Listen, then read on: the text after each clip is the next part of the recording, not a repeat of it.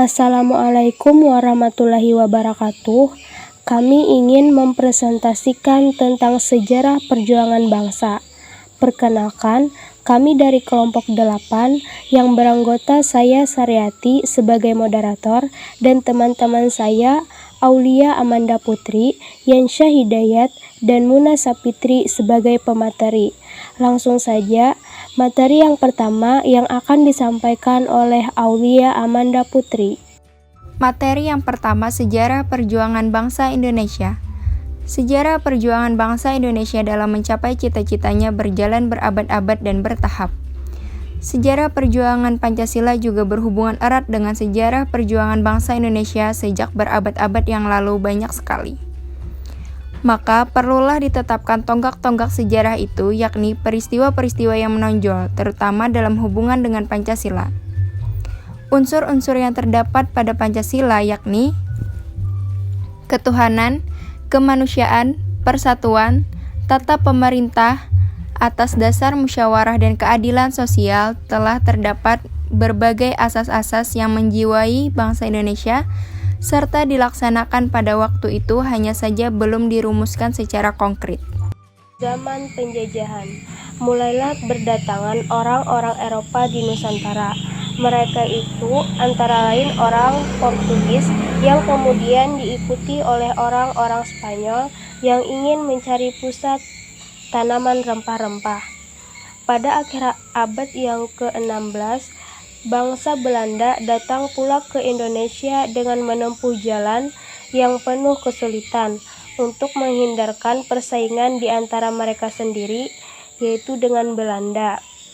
Belanda tersebut maka meledaklah perlawanan di berbagai wilayah Nusantara, antara lain yang pertama Patimura di Maluku, yang kedua Baharudin di Palembang, yang ketiga Imam Bonjol di Minangkabau, yang keempat Pangeran Diponegoro di Jawa Tengah, yang kelima Polim Teuku Tijik di Tiro, Teuku Umar dalam Perang Aceh, yang keenam Anak Agung Made dalam Perang, dan yang terakhir Sisinga Mangaraja di Tanah Batak.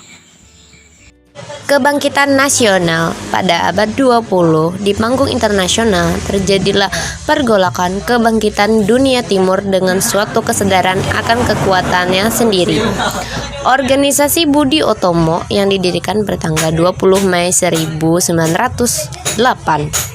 Serikat Dagang Islam ISDI 1909 yang kemudian dengan cepat mengubah bentuknya menjadi gerakan politik dengan mengganti namanya menjadi Serikat Islam SI 1911 di bawah HOS Kokrominoto.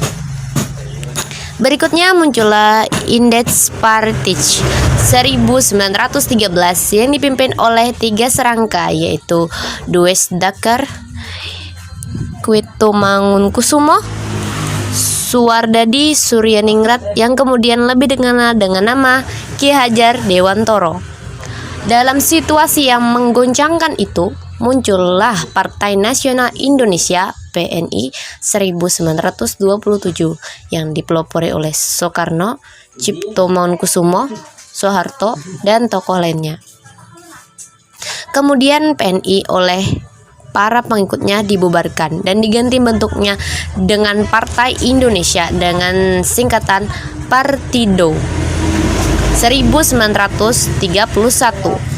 Kemudian golongan Demokrat antara lain Muhammad Haddad, ST Syakir mendirikan PNI baru, yaitu Pendidikan Nasional Indonesia 1933 dengan semboyan kemerdekaan Indonesia harus dicapai dengan kekuatan sendiri. Zaman penjajahan Jepang. Jepang masuk ke Indonesia dengan propaganda Jepang pemimpin Asia, Jepang saudara tua bangsa Indonesia. Agar mendapat dukungan dari bangsa Indonesia, maka pemerintahan Jepang bersikap bermurah hati terhadap bangsa Indonesia yaitu menjanjikan Indonesia merdeka kelak di kemudian hari. Materi selanjutnya, Sidang BPUPKI. Sidang pertama, Pemikiran Muhyamin pada tanggal 29 Mei 1945 sebagai berikut. 1. Peri kebangsaan, 2. Peri kemanusiaan, 3. Peri ketuhanan, 4. Peri kerakyatan. Pemikiran Ir. Soekarno pada tanggal 1 Juni sebagai berikut. 1. Nasionalisme, kebangsaan Indonesia. 2. Internasionalisme, peri kemanusiaan. 3. Mufakat demokrasi. 4. Kesejahteraan sosial. 5. Ketuhanan yang Maha Esa. Sidang yang kedua, Sidang BPUPKI 2, 10-16 Juli 1945. Setelah sidang tersebut dibentuklah panitia kecil, yaitu Panitia 9. Panitia 9 bersidang pada tanggal 22 Juni 1945 dan menghasilkan kesepakatan yang dituangkan dalam Mukadimah Hukum. Dalam rumusan dasar negara, yaitu sebagai berikut. Yang pertama, ketuhanan dengan berkewajiban. Yang kedua, kemanusiaan yang adil dan beradab. Yang ketiga, persatuan Indonesia. Yang keempat, keadilan sosial bagi seluruh rakyat Indonesia. Dan yang kelima, persatuan Indonesia. Masa setelah proklamasi kemerdekaan. A. Pembentuknya Negara Republik Serikat RIS. B. Terbentuknya Negara Kesatuan Republik Indonesia. C. Dekret Presiden 5 Juli 1956. D. Masa Orde Baru. E. Masa Reformasi. Implementasi Pancasila dalam kehidupan masyarakat. Implementasi sila pertama, ketuhanan yang Maha Esa. Implementasi sila kedua, kemanusiaan yang adil dan beradab. Implementasi sila ketiga, persatuan Indonesia.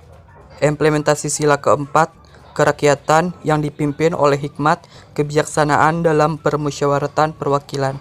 Dan implementasi sila kelima, keadilan sosial bagi seluruh rakyat Indonesia.